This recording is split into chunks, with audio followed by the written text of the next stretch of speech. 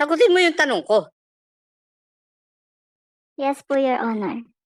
Ang tanong ko, bakit kailangan tanungin mo yung si Police Major Quijana kung papatayin mo yung BSW samantalang alam mo dapat na hindi pinapatayan? Iha, bakit kailangan mong tanungin yung boss mo kung papatayin mo yung body-worn camera? Bakit kailangan? May inuutos po kasi sa akin, Your Honor. Ano yung iniuutos sa inyo? Yung tawagan po yung arresting officer. So in other Your words, ang sinasabi mo, wala pa sa lugar na yun yung mga arresting officers, tatawagan nyo pa. Kasi may grupo na nauna. Tama? Hinintay po kasi ng arresting officers, Your Honor, yung mga witnesses po sa baba, Your Honor. Kaya nga, kasi ibang grupo yung mag-aaresto pagkatapos na maklear ng mga naunang elements na pumasok doon sa 1811. Tama? Your Honor, arresting officers together with the seizing po, Your Honor. Hindi mo naman Yes, ako sir, sir. sinasagot, Tiha eh. Mamaya pag nainis ako, I will cite you for contempt. Sagutin mo yung tanong ko. Yes po, Your Honor. Ang tanong ko, bakit kailangan tanungin mo yung si Police Major Quijana kung papatayin mo yung BSW samantalang alam mo dapat na hindi pinapatayan? Dahil pinatawagan po sa akin, Your Honor, yung mga arresting officers po na wala pa po sa taas, Your Honor. Bakit nga kailangan patayin mo? I-re-record nun lahat ng ginagawa ninyo eh. Hindi, tanungin natin si para in relation to that. Ano ba yung ginamit mong body worn camera? Body worn camera o ARD? Kasi kung inuutusan ka natawagan yung yung arresting officer, baka ang gamit mo ay ARD. Yun din ang gagamitin mong pantawag. Tinutulungan na kita sa justification mo, anong gamit mo? PWC, Your Honor. Body worn. So body worn camera, so hindi mo na siya dapat pinatay. Kung body worn camera siya, nakalagay siya sa dibdib mo, pwede ka naman tumawag na inuutusan ka. So ang reason, bakit mo pinatay? Ang tanong, ba't mo pinatay? Yes. Policewoman Acosta, Yes, Your Honor. bigyan ka namin ng chance na umayos ang sagot mo, ha? Paano ka, kasi ayaw mong sabihin yung totoo eh. No? Alam mo, kahit mabait tayo, napipikon din tayo, no?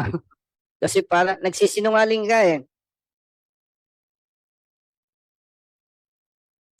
Pag hindi mo ayusin, believe me, papakulong kita. Ngayon. Nagtanong ka kay Major Quijana o hindi?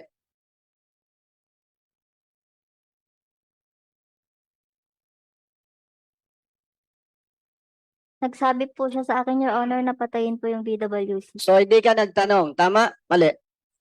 Yes, Your Honor. Okay. Yan ang totoo eh. Pinapaikot mo kami kaya nakakainit ka ng ulo. Wag mong baguhin kasi alam namin yung totoo at hindi, kinaklarify lang namin. So anong eksaktong sabi sa'yo ni Major Quijana? Patayin yung BWC camera, Your Honor, at tawagan po yung mga taong aakyat pa, Your Honor. Yan ang kapanipaniwala. No? Okay. Tapos nilang i-planting. Mr. Chair, balik po tayo kay Patrolman Cariaga. Patrolman Cariaga, Mr. Chair. Yes, Your Honor. Paano ka inutusan ni Major Quijana na ikat yung DBR? Your Honor, simulan ko po dun sa naging tasking ko po talaga. Ang tasking ko po talaga is searcher po ako.